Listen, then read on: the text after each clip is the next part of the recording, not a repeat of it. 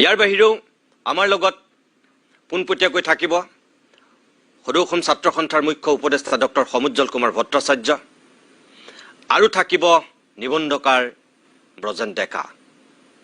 মই দুয়োগৰাকীকে অনুষ্ঠানলৈ স্বাগতম জনাই লৈছোঁ। প্ৰথমতে যেটো ঘটনা সংঘটিত হৈছিল গুৱাহাটী মহানগৰীৰ আৰ্যনগৰত আৰু সেই ঘটনাৰ আলমত এতিয়া যে কৰবাৰ পৰা কৰবাত পাইছেগৈ গোটেই পৰিৱেশটো কি আছিলনো এটা দৃশ্য আৰম্ভণিতে মই দেখুৱাই ল'ব বিচাৰোঁ। চাওক আপোনালোকে এই যে দেখিছে গুৱাহাটী মহানগৰীৰ আৰ্যনগৰৰ এটা পৰিৱেশ। এটা সময়ত আৰক্ষী উপস্থিত হৈছিল আৰু তাত যেটো পৰিৱেশ পৰিস্থিতিৰ সৃষ্টি হৈছিল আৰক্ষীয়ে নিয়ন্ত্ৰণ কৰিবলৈ চেষ্টা কৰিছিল আৰু এই এজন যুৱকক আপোনালোকে দেখিছে তেওঁ তাৰ পৰা লৈ গুচি গৈছে উঠাই। তাৰ আগত যেটো পৰিৱেশৰ সূচনা হৈছিল এজন বিশেষ ব্যক্তিয়ে তাত গাঞ্জা সৰবৰাহ কৰা এজন ব্যক্তিক দাবী ধমকি দিয়াক লৈ উত্তপ্ত পৰিস্থিতিৰ সৃষ্টি হোৱা বুলি খবৰ ওলাইছিল। কিন্তু এতিয়া আকৌ বেলেগ ধৰণে কথাখিনি পোহৰলৈ আহিছে। কি সঁচা কি মিছা এতিয়াও স্পষ্ট হোৱা নাই। হয়তো পৰৱৰ্তী সময়ত আৰক্ষীৰ তদন্তত অধিক স্পষ্ট হ'ব। এগৰাকী জিতেন্দ্ৰ হালৈ নামৰ ব্যক্তিৰ লগত সংঘাত হৈছিল প্ৰথম অৱস্থাত আৰু তাৰপিছত সেই সংঘাতৰ ৰূপে এটা সময়ত অসমীয়া অনা অসমীয়া পৰ্যায়লৈ গতি কৰিলে। এনেকুৱা এটা পৰ্যায়লৈ গ'ল এজন ব্যক্তিক গুৰুলকৈ প্ৰহাৰ কৰিলে। তেওঁ চিকিৎসাধীন হ'বলগীয়া হ'ল আৰু সেই চিকিৎসাধীন হ'বলগীয়া ব্যক্তিজন সাংবাদিক, এটা পৰ্টেলৰ তেওঁ সাংবাদিক। সাংবাদিকজনে সংবাদ মাধ্যমৰ আগত ঘটনাটো কি আছিল কিছু বক্তব্য তেওঁ দিছে। এবাৰ মই সাংবাদিকজনৰ বক্তব্য আপোনালোকক আৰম্ভণিতে শুনাই লওঁ। চাওক। মই হৃদয় আহমেদ। আজি এটা খবৰ মোৰ ওচৰলৈ আহে যে দিনৰ 12টা বা 12:30টাত এটা প্ৰটেষ্ট আছে চেৰাবাটিত।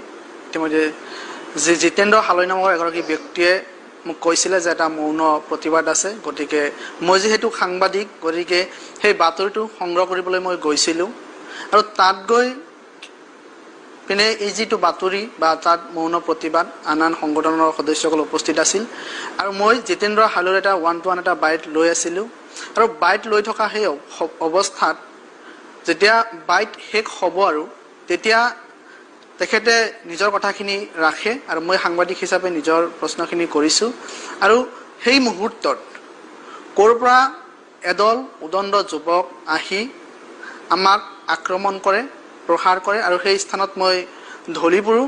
পিছৰ পৰ্যায়ত মোক হাস্পতাললৈ কোনোবাই লৈ যায়, মই সেইখিনি গম নাপাওঁ কাৰণ মোৰ মূৰত তেতিয়া ব্লিডিং হৈ আছিলে, ব্লাড ওলাই আছিল আৰু সেই মুহূৰ্তত মই একো গম পোৱা নাছিলোঁ আচলতে কোনে মোক প্ৰহাৰ কৰিলে কি কৰিলে আৰু মাৰোৱাৰী হস্পিটেলত মোক ভৰ্তি কৰোৱা হৈছিল আৰু পৰৱৰ্তী সময়ত ট্ৰিটমেণ্ট চলিলে। আৰু মই আৰক্ষী বা প্ৰশাসনৰ ওচৰত এইটোৱে বিচাৰোঁ যাতে সাংবাদিকে স্বাধীনভাৱে যাতে সমাজত কাম কৰিব পাৰে আৰু এনেকুৱা ঘটনা যাতে দুবাৰ নহয় আৰু দ্বিতীয়বাৰ নহয় সেইটোৱে আশা কৰিম। যে গুৱাহাটীত যিহেতু থাকোঁ বা সংবাদ সংগ্ৰহ কৰিব লগা হয় গতিকে আশা কৰিছোঁ প্ৰশাসনৰ ওচৰত প্ৰশাসনক অনুৰোধ জনাইছোঁ যাতে এনেকুৱা ঘটনা আৰু দ্বিতীয়বাৰ এইখন গুৱাহাটী বা অসমত নহওক। সাংবাদিকৰ সৈতে এইখিনিয়ে মই প্ৰশাসনৰ ওচৰত ইতিমধ্যে আশা কৰিছোঁ বা অনুৰোধ জনাইছোঁ প্ৰশাসনৰ ওচৰত। আহত হোৱা সাংবাদিকজনৰ বক্তব্য কিন্তু এই ঘটনাটোত অসমীয়া গৌবেগ ধ্বনি দিয়াৰ এটা গুৰুতৰ অভিযোগ উত্থাপিত হৈছিল, যিটোক লৈ পৰৱৰ্তী সময়ত জাতীয় দল সংগঠনসমূহ গৰজি উঠিল। সদৌ অসম ছাত্ৰ সন্থাৰ পৰা আৰম্ভ কৰি টাই আহোম ছাত্ৰ সন্থালৈকে কেইবাটাও জাতীয় দল সংগঠনৰ নেতৃত্বই এই গোটেই বিষয়টোক তীব্ৰ গৰিহণা দি চৰকাৰকো সমালোচনা কৰিলে। সদৌ অসম ছাত্ৰ সন্থাৰ সভাপতি উৎপল শৰ্মা আৰু টাই আহোম ছাত্ৰ সন্থাৰ সভাপতি বসন্ত গগৈ দুটা বক্তব্য এই মুহূৰ্তত মই আপোনালোকক দেখুৱাই লওঁ। তাৰপিছত ষ্টুডিঅ'ৰ অতিথিসকলৰ কাষলৈ পোনে পোনে আহিম। ৰাজধানী চহৰখনৰ মাজমজিয়াত অনা অসমীয়া মানুহে অসমীয়া মানুহৰ ওপৰত নিৰ্যাতন চলাব, প্ৰহাৰ কৰিব, অসমীয়া বিৰোধী শ্লোগান দিব, সেই কথাটো কোনো কাৰণত গ্ৰহণযোগ্য নহয়। আৰু অসমীয়া মানুহ হাত সাবতি বহি থাকিব বুলি যদি চৰকাৰখনে ভাবিছে সেই কথাটো অশুদ্ধ, সেই কথাটো একে সময়তে চৰকাৰক সকীয়াই দিব বিচাৰিছোঁ। আজিৰ কথাটোত জাতীয় দল সংগঠনসমূহে ইয়াৰ প্ৰতিক্ৰিয়া প্ৰকাশ কৰিছে, প্ৰতিবাদ হৈছে। সদৌ গুৱাহাটী ছাত্ৰ সন্থাই কামৰূপৰ আয়ুক্ত পুলিচ কমিশ্যনাৰক স্মাৰক পত্ৰ দিছে, আৰ্যনগৰত প্ৰতিবাদ হৈছে। কিন্তু জাতীয় দল সংগঠনসমূহতকৈ বেছি এই প্ৰশ্নকেইটাৰ উত্তৰ দিব লাগে চৰকাৰখনে। অসমৰ মানুহে এমাহ পাৰ হোৱা নাই 102খন আসন দি NDAক শাসনলৈ আনিছে। হিমন্ত বিশ্ব শৰ্মাই উত্তৰ দিয়া উচিত যে 102খন আসন কি বিহাৰীৰ ওচৰত পিঠি পাতি দিবৰ কাৰণে অসমীয়া মানুহে দিছিল নেকি? সেই সমষ্টিটোৰ যিগৰাকী বিধায়ক বিজয় গুপ্তা, তেখেতে নিৰ্বাচনৰ আগত খুব মানুহৰ আগত কৈ আছিল তেওঁ খিলাঞ্জীয়া, তেওঁ অসমীয়া, তেওঁ কিমান খিলাঞ্জীয়া এতিয়া প্ৰমাণ কৰাৰ সময়। কালি সেই ঘটনাটোত তেওঁ উদ্বিগ্নতা প্ৰকাশ কৰা এই মুহূৰ্তলৈকে দেখা নাই। এটা সামাজিক মাধ্যমত তেওঁৰ পোষ্ট দেখা নাই। এই ধৰণেৰে অসমীয়া মানুহক বিহাৰীয়ে অসমৰ ৰাজধানী চহৰৰ মাজমজিয়াত গুৰুলকৈ প্ৰহাৰ কৰিব আৰু চৰকাৰে যদি ভাবি থাকে যে অসমীয়া মানুহৰ ধৈৰ্যৰ বান্ধ কোনোদিন নিছিঙিব, এইটো ভুল কথা। বিহুৰ সময়ৰ পৰা লক্ষ্য কৰি আছো ইটোৰ পিছত সিটো ঘটনা। অসমীয়া যুৱতীৰ কাপোৰ ফালি দিয়া হৈছিলে ফাঁচী বজাৰৰ মাজমজিয়াত অনা অসমীয়া বেপাৰীৰ দ্বাৰা।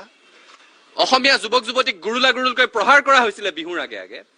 আৰু তাৰ পাছত এই 2 মাহৰ ভিতৰত তৃতীয়টো ঘটনা। অসমীয়া মানুহৰ ধৈৰ্যৰ এটা সীমা আছে, সেই কথাটো বুজি পোৱা ভাল। আৰু আপোনালোক সকলোৱে এই কথাটো জনা উচিত, অসমৰ মানুহে বুজি পায়। ইয়াৰ যদি ওলোটাটো হ'লহেঁতেন, অসমীয়া মানুহে যদি বিহাৰীক গুৰুলকৈ প্ৰহাৰ কৰিলেহেঁতেন, তেতিয়া আইন আদালতৰ দোহাই দি মুখ্যমন্ত্ৰীগৰাকী জঁপিয়াই পৰিলহেঁতেন তেওঁলোকক ডিফেণ্ড দিবৰ কাৰণে, প্ৰতিৰক্ষাৰ ব্যৱস্থা কৰিবৰ কাৰণে। তেতিয়া খুব ঘোষণা কৰিলেহেঁতেন, আইন হাতত ল'লে ঠেং ভাঙি দিম, পিঠি ফালি দিম, খুব ক'লেহেঁতেন তেতিয়া এইবোৰ কথা। কিন্তু অসমীয়া এটাক যেতিয়া বিহাৰীয়ে গুৰুলকৈ প্ৰহাৰ কৰিছে, তেতিয়া এই কথাবোৰ ক'বলৈ তেওঁৰ নাই। সেই সমষ্টিটোৰ বিধায়কগৰাকী বিজয় গুপ্তা, নিজক অসমীয়া বুলি জহাই তত নোপোৱা মানুহগৰাকীৰ মুখৰ এটা মাত নাই। বালিত মূৰ গুজি উৎ চৰাই ভাও ধৰিছে, এই কথাটো সহ্য কৰা নহ'ব। আৰু এইটোৱে শেষ ঘটনা হ'ব লাগিব। প্ৰতিবাদ হৈছে আৰু প্ৰতিবাদ হ'ব। কোনো কাৰণত অসমীয়া মানুহক এই ধৰণেৰে নিগৃহীত হ'বলৈ এৰি নিদিওঁ। আমি ভূপেন হাজৰিকাৰ আদৰ্শৰে চলি আছো। তেখেতে কৈ থৈ গৈছিল, প্ৰতি অসমীয়া আমি ভাল ভাৰতীয়, আৰু দূৰণিৰ পৰা আহি লুইতৰ পাৰৰে মাটিক মাতৃ বোলা প্ৰতি ভাৰতীয় হ'ল নতুন ৰূপৰ অসমীয়া। ঠিকে আছে, মানি চলি আছো। কিন্তু ইয়াত বিহাৰী মানুহবোৰ অসমৰ ভাষা সংস্কৃতিৰ উত্তৰণৰ কাৰণে আহিছিল নেকি? নে তেওঁলোকৰ সাংঘাতিক ব্যৱসায় বাণিজ্য খুব ভাল চলি আছিল, বিহাৰৰ পৰা অসমলৈ আহি পেলাই সেইবোৰৰ বিকাশ ঘটাবলৈ আহিছিল? নাই অহা। তাত খাবলৈ নাপাই ইয়ালৈ আহিছিল। ইয়াত থিতাপি লৈছে, বেয়া পোৱা নাই, বেপাৰ বাণিজ্য কৰি থাকক। বিহাৰৰ দৰে ৰাজ্য, যিখন ৰাজ্য প্ৰসূতিৰ মৃত্যুৰ ক্ষেত্ৰত 1 নম্বৰত থাকে, দৰিদ্ৰতাৰ ক্ষেত্ৰত 1 নম্বৰত থাকে, শ্ৰমিকৰ পলায়নৰ ক্ষেত্ৰত 1 নম্বৰত থাকে, অৰ্থনৈতিক অনগ্ৰসৰতাৰ ক্ষেত্ৰত 1 নম্বৰত থাকে, তেনেকুৱা এখন শোচনীয় পুতৌজনক ৰাজ্যৰ পৰা আহি অসমত থিতাপি লৈছেহি, অসমত বেহা বেপাৰ কৰিছে, দুবেলা দুমুঠি খাবৰ কাৰণে কামৰ সন্ধান কৰিছে, কৰি থাকক। কিন্তু ইয়াত আহি অসমীয়া মানুহৰ মূৰত উঠি তাণ্ডৱ নাচিবলৈ বিচাৰিব, সহ্য কৰা নহ'ব, এই কথাটো কৈ দিছো। আৰু চৰকাৰকো পুনৰ সকীয়াই দিছো, অসমীয়া মানুহৰ ধৈৰ্যৰ বান্ধ ছিঙি যোৱালৈকে অপেক্ষা কৰিব নালাগে। সচৰাচৰ যিকোনো ঘটনাতে ফেচবুকত সৰব হৈ যোৱা মুখ্যমন্ত্ৰী, সংবাদ মাধ্যমৰ আগত সৰব হোৱা মুখ্যমন্ত্ৰী, নিজকে অসমীয়া বুলি জহাই তত নোপোৱা সমষ্টিটোৰ বিধায়কগৰাকী এই মুহূৰ্তত মুখৰ মাত দিয়ক, অসমীয়া মানুহৰ লগত আছে বুলি প্ৰকাশ কৰক, নহ'লে অসমীয়া মানুহৰ খঙে সীমা ছিঙি যাব, এই কথাটো নিশ্চিত। গুৱাহাটীৰ ৰাজ্য নগৰত যিটো ঘটনা সংঘটিত হ'ল, হালৈ উপাধিৰ এজন ব্যক্তিক গুলকে পিতা হ'ল, ৰাজপথত পেলাই তেখেতক চুচৰাই নিয়া হ'ল। আৰু তাৰপিছত আজি অসমীয়াই আমি মনে মনে বহি আছো। আৰু এইটো জাতিটোৰ কাৰণে আটাইতকৈ দুৰ্ভাগ্যজনক ঘটনা। এই ৰাজ্য নগৰত সেই ব্যক্তিজনক কাৰ ছত্ৰচাই আক্ৰমণ কৰিছে? আলোক ত্ৰিপাঠী নামৰ এজন গুণ্ডাৰ জৰিয়তে এই কাম কৰা হৈছে। এটা প্ৰশ্ন হ'ল, আলোক ত্ৰিপাঠী কোন? আলোক ত্ৰিপাঠী হৈছে সদৌ অসম কাবাডী সন্থাৰ সাধাৰণ সম্পাদক। আলোক ত্ৰিপাঠী হৈছে ভাৰতীয় জনতা যুৱ মৰ্চাৰ সহকাৰী কোষাধ্যক্ষ। আলোক ত্ৰিপাঠী হৈছে মধ্য গুৱাহাটীৰ MLA, যাক লৈ সৰ্বত্ৰ চৰ্চা হৈছিল, সেই MLA জনৰ বৰঘৰৰ মানুহ। এতিয়া আমাৰ প্ৰশ্ন যে আলোক ত্ৰিপাঠীৰ নেতৃত্বত অসমীয়াক পিতা হ'ল, গৌবেগ বুলি ক'ব পৰা হ'ল, গতিকে সেই আলোক ত্ৰিপাঠীৰ ক্ষেত্ৰত এইখন খিলঞ্জীয়া চৰকাৰে কি ব্যৱস্থা গ্ৰহণ কৰিব? অসমৰ মাননীয় মুখ্যমন্ত্ৰী ডাঙৰীয়াই এই ক্ষেত্ৰত কি ব্যৱস্থা গ্ৰহণ কৰিব? আলোক ত্ৰিপাঠীক সদৌ অসম কাবাডী সন্থাৰ পৰা বহিষ্কাৰ কৰিব? ভাৰতীয় জনতা যুৱ মৰ্চাৰ সহকাৰী কোষাধ্যক্ষ পদৰ পৰা তেখেতক বৰ্খাস্ত কৰিব? নে বিজয় গুপ্তাৰ বৰঘৰৰ মানুহ হোৱাৰ কাৰণে বিজেপি চৰকাৰে তেখেতক ৰক্ষণাবেক্ষণ দিব? এইটো আমাৰ কাৰণে ডাঙৰ প্ৰশ্ন। আৰু যদি দোষী আলোক ত্ৰিপাঠীক সোনকালে আৰক্ষীয়ে ব্যৱস্থা গ্ৰহণ নকৰে তেতিয়াহ'লে অসমৰ পৰিৱেশ আৰু পৰিস্থিতি বেলেগ হ'ব। আমি থলগিৰি খিলঞ্জীয়া জনসাধাৰণৰ পক্ষত থাকি অসম আৰু অসমীয়াৰ স্বাৰ্থত কাম কৰা আমি সকলো ৰাইজ ৰাজপথলৈ ওলাই আহিম আৰু চৰকাৰক ক'বলৈ বাধ্য হ'ম যে আপোনালোক থলগিৰিৰ বিৰোধী, আপোনালোক খিলঞ্জীয়াৰ বিৰোধী, আপোনালোক অসম বিৰোধী, আপোনালোক অসমীয়াৰ বিৰোধী। আৰু আলোক ত্ৰিপাঠীক অতি সোনকালে যেতিয়ালৈকে গ্ৰেপ্তাৰ নহ'ব তেতিয়ালৈকে আমাৰ দাবী পৰা আমি কেতিয়াও বিচলিত নহ'ম আৰু আমি ৰাজপথৰ আন্দোলন কৰিবলৈ কেতিয়াও কুণ্ঠাবোধ নকৰিম। সদৌ অসম ছাত্ৰ সন্থাৰ সভাপতি উৎপল শৰ্মাই যিখিনি বক্তব্য ৰাখিছিল তাৰ কিয়দাংশ আপোনালোকক দেখুৱালোঁ। বসন্ত গগৈ টাই আহোম ছাত্ৰ সন্থাৰ সভাপতি, তেখেতে যিখিনি কৈছিল তাৰো কিয়দাংশ দেখুৱালোঁ। এইবাৰ একেলগে গুৱাহাটী মহানগৰীৰ আৰক্ষী বিষয়াই এই গোটেই ঘটনাটোৰ সন্দৰ্ভত কি মন্তব্য কৰিছে, যিগৰাকী বলিন দেউৰী সেই ডিচিপিগৰাকীৰ বক্তব্য চাওক। আৰু আলোক ত্ৰিপাঠী, এই বসন্ত গগৈয়ে যিগৰাকী আলোক ত্ৰিপাঠীৰ বিৰুদ্ধে গুৰুতৰ অভিযোগ আনিছে, সেই আলোক ত্ৰিপাঠীয়ে সামাজিক মাধ্যম যোগেদি তেখেতৰ নিজৰ যিখিনি বক্তব্য সেয়া তেখেতে সদৰি কৰিছে, সেয়াও চাই লওক। এইটো আচলতে যিটো আমাৰ অসমীয়া আৰু বিহাৰী বুলি যিটো এতিয়া ঘটনা ইয়াতে এটা ইছ্যু সৃষ্টি হৈছে, সেইটো আচলতে এটা এক্সটৰ্চনৰহে ঘটনা হয়। আৰু যিসকল মানুহ এই কালি ইনচিডেণ্টত জড়িত হৈ আছে, এই দুজন মানুহ আগতে এক্সটৰ্চন কেছত বশিষ্ঠ আৰু ভৰলুমুখ থানাত তেওঁলোকৰ এগেইনষ্টত এক্সটৰ্চনৰ কেছ ৰুজু হৈছে আৰু তেওঁলোক এৰেষ্ট হৈ জেললৈ গৈছিল। আৰু গোটেই এই এক্সটৰ্চনৰ কাৰণে তেওঁলোকে ইয়াতে ভিডিঅ' বনোৱা হৈছিলে আৰু ভিডিঅ' বনাই তেওঁলোকে যেতিয়া দেখিলে যে তেওঁলোকে আমাৰ বহুত তেনেকুৱা ধৰণৰ আমাৰ হাতত এভিডেঞ্চ আহিছে, যেতিয়া তেওঁলোকে দেখিলে যে মানে তেওঁলোক এতিয়া নাবাচে, তেতিয়া তেওঁলোকে এইটো এটা অসমীয়া আৰু বিহাৰী ইছ্যুলৈ তেওঁলোকে কনভাৰ্ট কৰিছে। যিহেতু আমাৰ অসমীয়া মানুহবোৰ আৱেগিক, গতিকে তেওঁ ভাবিলে যে ইয়াৰ আশ্ৰয় লৈয়ে আমি বাচি যাব লাগিব, এতিয়া কাৰণ ধৰা পৰিলোগৈ, সেইটো হৈছে ঘটনাটো। গতিকে মই ভাবোঁ সকলো মানুহ আমাৰ অসমৰ মানুহে এই ক্ষেত্ৰত সজাগ হ'ব লাগে।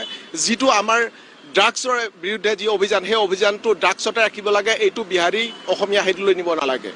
কোনো দিয়া নাই অসমীয়া গ বেগ ধ্বনি কোনো দিয়া নাই, আমি শুনা নাই। আমি গোটেইখিনি বস্তু আমি যিমান ভিডিঅ' তাত আছে আমি গোটেইখিনি ডাউনলোড কৰিছোঁ আৰু গোটেইখিনি হেৰি কৰি চাইছোঁ। আজি আমি নেতাসকলৰ লগতো কথা পাতিছোঁ, আপোনালোকে বোলো ক'ৰবাত দেখিছে নেকি, তেওঁলোকেও কৈছে যে সেইবিলাক তেওঁলোকে দেখা নাই।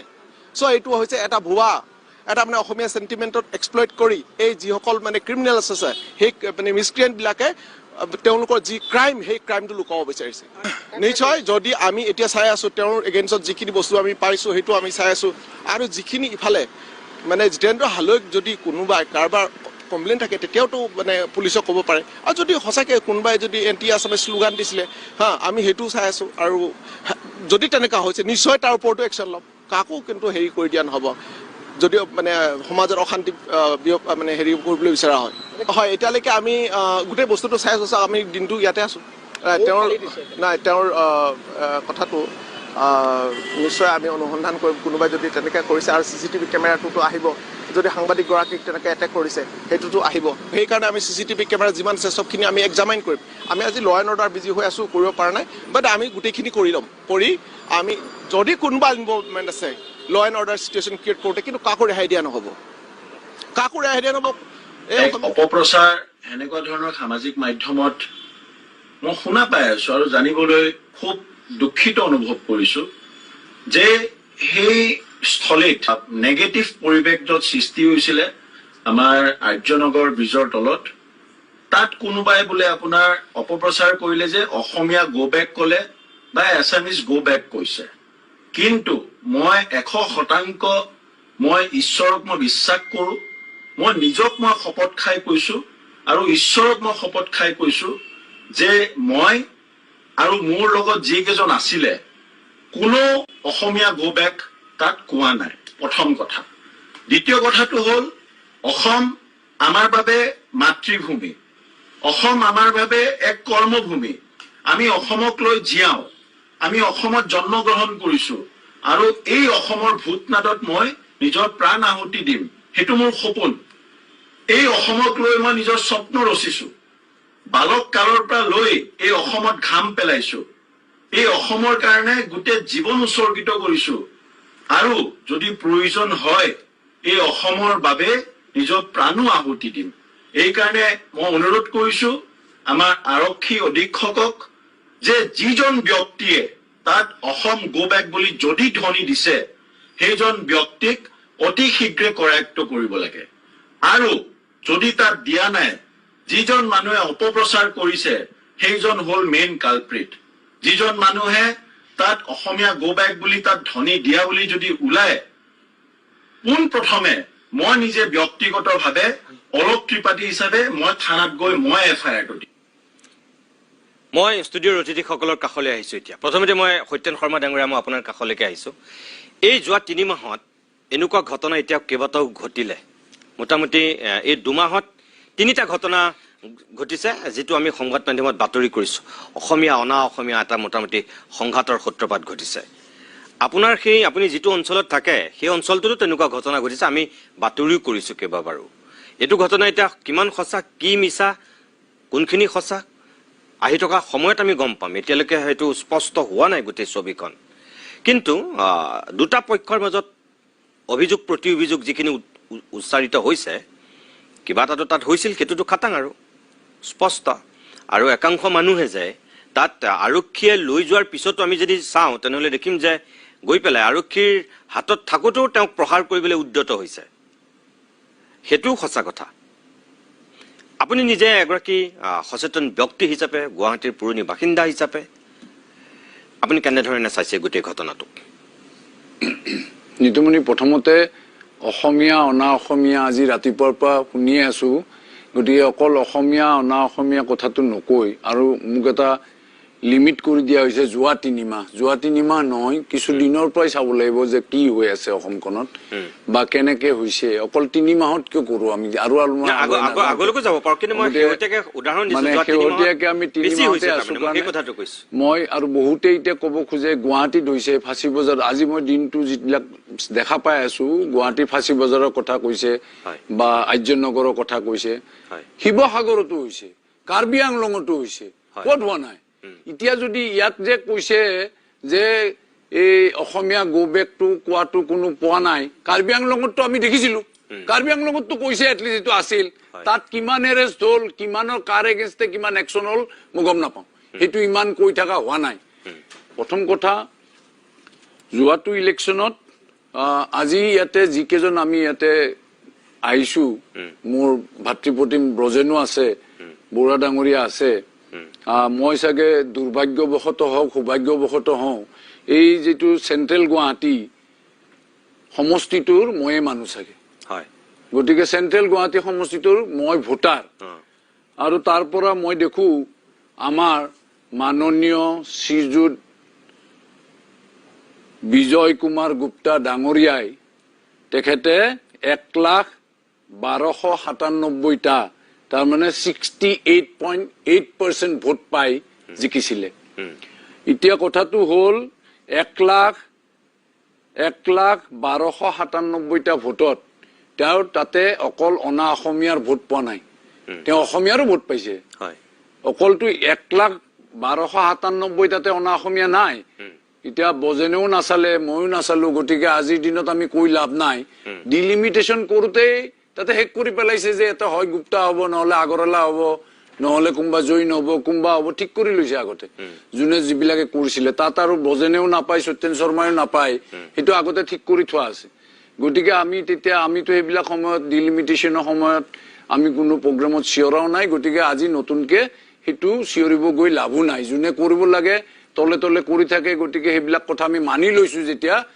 আৰু যিদিনা তাত কুনকি চৌধুৰীয়ে 39,376টা ভোট তাৰমানে 26.7% ভোট পাই যিদিনা হাৰিছে সেইদিনাই মই ভাবি লৈছো যে পিঠিত কুবেই খাওঁ যিয়ে খাওঁ কাৰণ মোৰ কাৰণে মোৰ দেওবাৰে জোতা চাফা কৰিব এজন মানুহ আহে সেই মানুহজন এখন ৰাজ্যৰ পৰা অহা মানুহ চুলি কটা মানুহজন এখন ৰাজ্যৰ পৰা অহা মানুহ মোৰ ধুবিটো এখন ৰাজ্যৰ পৰা অহা মানুহ মোৰ কাৰণে সেই তিনজনে মই সেই ৰাজ্যখনৰ মানুহ হিচাপে চিনি পাওঁ মই ব্যক্তিগতভাৱে মই সেই ৰাজ্যখনৰ মানুহক ভাবো সেই ৰাজ্যখনত খাব নাপায় সেই ৰাজ্যখনত থাকিব নোৱাৰি সেই ৰাজ্যখনৰ বায়ু পানী সেৱন কৰি তাত থাকিব নোৱাৰিয়ে তেওঁলোকে অসমত আহে তেওঁলোকে আহে কিয় ঠেলা চলাব আহে এই যে জোতা চাফা কৰিব আহে চুলি কাটিব আহে, এই ইত্যাদি ধৰণৰ কাম কৰা মানুহ হিচাপেহে মই চিনি পাইছিলো। বা এই যে ইটা দাঙি পেলাই ঘৰৰ ওপৰত উঠাই দিব লাগে, বালি দাঙি উঠাই দিব লাগে, সেই হিচাপে মই চিনি পাইছিলো। তাতকে বেছি মই একো চিনি নাপাওঁ। গতিকে মই ইমান একো ডাঙৰ কথা মই এইবিলাক মানুহৰ লগত এইবিলাক মানুহৰ নাম লৈ মই নিজক তলত নিব মই নোখোজোৱেই, প্ৰথম কথা। গতিকে মই অসমীয়া হিচাপে আৰু মই অসমীয়া হিচাপে গৌৰৱ কৰি থাকো। অসমত মই যেতিয়ালৈ থাকিম, মই য'ত দেখা পাওঁ, আজি আমাৰ দেউৰী ডাঙৰীয়াই খুব এটা ভাল কথা কৈছে যে হালৈয়ে এনেকে গৈ পেলাই তাত এইবিলাক কৰিব নালাগিছিল, তেওঁ পুলিচক ক'ব লাগিছিল। মই আজি ইয়াতে প্ৰগ্ৰেমত উইথ অথৰিটি মই আপোনাৰ ইয়াতে বহি থাকি কৈছো, কুমাৰপাৰাৰ ৰেলৱে গেট নাম্বাৰ 8ৰ পৰা 7ৰ ভিতৰত, ৰেলৱে গেট নাম্বাৰ 8 আৰু ৰেলৱে গেট নাম্বাৰ 7ৰ ভিতৰত দেউৰী ডাঙৰীয়া এতিয়া যাওক, তাতে 40টা মানুহে মদ খাই বহি আছে, আৰু সেই মদ খোৱা মানুহখিনিয়ে ৰাতি ৰেপ কৰিব, সেই মদ খোৱা মানুহখিনিয়ে ৰাতি চুৰ কৰিব, গোটেই গুণ্ডামি অসভ্যামি খিনি কৰিব। সাহস আছে যদি যাই ধৰক। প্ৰথম মই চেলেঞ্জ দি কৈছো আপোনাৰ ইয়াত টিভিত বহি। ছেকেণ্ড, গুৱাহাটীৰ ফাঁচী বজাৰৰ 3টা ৰাস্তা দিনে ৰাতিয়ে ট্ৰাক ৰখাই বন্ধ কৰি থয়। কোনোবা পুলিচ অফিচাৰৰ যদি সাহস আছে, সেই ট্ৰাক খালী কৰি এই ৰাস্তাকেইটা আমাক খালী কৰি দিয়ক। গুৱাহাটীৰ ফাঁচী বজাৰৰ এটা একদম মেইন ৰাস্তা অকল ফল মূল বিক্ৰী কৰি বন্ধ কৰি থয়, তাতে মানুহ খোজ কাঢ়িব নোৱাৰে। কোনোবা পুলিচ অফিচাৰৰ যদি সাহস আছে, মই ইয়াত বহি কৈছো মই গুণ্ডামি কৰিব নাযাওঁ। কোনোবাই যদি তেওঁলোকে কৈছে যে কোনোবাই ভিডিঅ' কৰিব যোৱাৰ কাৰণে কিবা কৰিব যোৱাৰ কাৰণে গুণ্ডামি হৈছে, মই ইয়াত বহি আজি তেওঁলোকক কৈছো, তেওঁলোকৰ যদি সাহস আছে হাত দি চাওক, তেওঁক যদি পিছদিনা ট্ৰেন্সফাৰ নকৰে, তেওঁ থাকিব নোৱাৰে গুৱাহাটীত। আৰু মই এটা কথা কওঁ, মই ইয়াতে আমি আজি ৰাতিপুৱাৰ পৰা দেখি আছো গুপ্তাই একো কোৱা নাই, গুপ্তাই একো কোৱা নাই। কিয় অসমত গুপ্তাই কিয় কব লাগে? মোৰ কাৰণে অসমত 126টা চিটত যিখিনি জিকিছে, গোটেইখিনি মানুহ অসমীয়াৰ কাৰণে কব লাগিব, গোটেই কেইজন MLA অসমীয়াৰ কাৰণে কব লাগিব। গতিকে অসমীয়াৰ অস্তিত্ব ৰক্ষাৰ কাৰণে এই 126 জনেই কব লাগিব। মই আজিৰ এই ঘটনাটো বুলি কোৱা নাই। যেতিয়া অসমীয়া অনা অসমীয়া ইত্যাদি কথা আহে, তেতিয়া অসমত যদি কোনোবা যদি MLA হৈছে, 126টা চিটত যোন আছে, তেওঁলোকে অসমীয়াৰ হকে মাত দিব লাগিব, যদি তাত সত্যতা আছে। এতিয়া দেখা পাইছো যে ফেচবুকত এজন মানুহে তেওঁ এটা পাৰ্ট কাটি পেলাই CCTV আপলোড কৰি থৈছে, পুলিচে তেওঁক মাতক। খুব বুকু ফুলাই কথা কৈ আছে তো, তেওঁ এটা পাৰ্ট কাটি পেলাই CCTV আপলোড কৰি থৈছে আৰু বাকীখিনি দিয়া নাই। গোটেই CCTV ওলাওক না, কোনে কাক মাৰিছে ওলাই যাব। বেলেগ নালাগে। এই যে ব্লু জিন্স পিন্ধি নীলা চাৰ্ট পিন্ধি, আপোনাক মই সুধিছিলো, মই চিনি নাপাওঁ, আপুনি কৈছে এইজন কেমেৰা লৈ পেলাই কৈ থকা মানুহ। আচ্ছা, তেওঁক পুলিচে লৈ গৈ আছে, তেওঁৰ পিছে পিছে গুণ্ডামি কৰি চিঞৰিব লগা কিয় হৈছিল? কি চিঞৰিছিলে গুণ্ডামি কৰি কৰি? সেইখিনি আমি শুনাব নোৱাৰো, খুব অশ্লীল, সেইখিনি কথা খুব শুনাব নোৱাৰো কাৰণে মই ইয়াত শুনোৱা নাই। মই শুনিছো আপোনালোকে ইয়াতে আজি ৰাইজৰ কাৰণে দিব নোৱাৰে, মই শুনিছো এইখিনি, সেইকাৰণে মই ব্যক্তিগতভাৱে চাইছো। দ্বিতীয় কথা, সেইখিনি যদি অসভ্যামি নহয় আৰু সেইখিনি কোৱাৰ পিছত যদি পুলিচে এৰেষ্ট কৰিব নোৱাৰে, মই দুখিত। দ্বিতীয় কথা যে CCTV ফুটেজ চাই তাত এই মানুহজনক মাৰপিট কৰা হৈছিল নেকি, সেই বস্তুটোতো উলিয়াব লাগিব। বা এই যে যিজন আপোনালোকে দেখাইছে জাৰ্নেলিষ্ট, তেওঁ পোৰ্টেলৰ হওক কিয়ৰ হওক যিয়ৰে নহওক, অকল জাৰ্নেলিষ্ট কিয় হ'ব লাগে, যিয়েই নহওক, তেওঁ বাৰু তাতে চাই থকা মানুহ এজনে হওক, মূৰ ফালি হস্পিটেলত থাকিব লগা, বেণ্ডেজ লগাব লগা হোৱা ঘটনাটো চাই পেলাই ইমান দেৰি এৰেষ্ট হ'ব লাগিছিল নে মানুহ? আজি যদি কুমাৰপাৰাত মই যদি অসমীয়া 10 জনে লগ হৈ বেলেগক মাৰিলো হয়, আজি মোৰ বন্ধু নাই, ঢুকালে, সেইকাৰণে তাৰ মই নাম নলওঁ। ৰেল লাইনত গাড়ীখন, তাৰ গাড়ীখন পিছত আছে, আপত এখন বেলেগ গাড়ী আছে, আগৰ গাড়ীখন পিছুৱাই তাৰ গাড়ীত মাৰিছে, আৰু মোৰ বন্ধু আৰু মোৰ বন্ধু পত্নীক ভৰলু থানাই নি বহাই থৈছিলে যে আপুনি নতুন গাড়ীখনত কিয় খুন্দিয়াই দিলে। খুন্দিয়াইছিলে ওপৰৰ পৰা তললৈ আহিম ইয়াক পিছৰখনক, কিন্তু কলে যে আপুনি এইখন ইমান দামী গাড়ী এখনত খুন্দিয়াই দিলে। আৰে দামী গাড়ী কিনছে বুলি তুমি পিছুৱাই আহি মাৰিলা, কিন্তু নি পেলাই মোৰ অসমীয়া বন্ধুজন আৰু মোৰ বন্ধু পত্নীক নি বৰল থানাত বহাই থৈছে, আৰু এতিয়াও ক্ৰিমিনেল কেছ চলি আছে। এতিয়া তেনে বহুত ঘটনা কৈ থাকিব পাৰিম কুমাৰপাৰাত কিন্তু মই আজি এই আৰম্ভণিত মই কলো পুলিচৰ যদি সাহস আছে ৰেলৱে গেট নাম্বাৰ 8 আৰু ৰেলৱে গেট নাম্বাৰ 7 মাজত যাওক তাতে কিমানটা মদাহী বহি আছে খাই আছে আৰু মই আপোনাক দুটা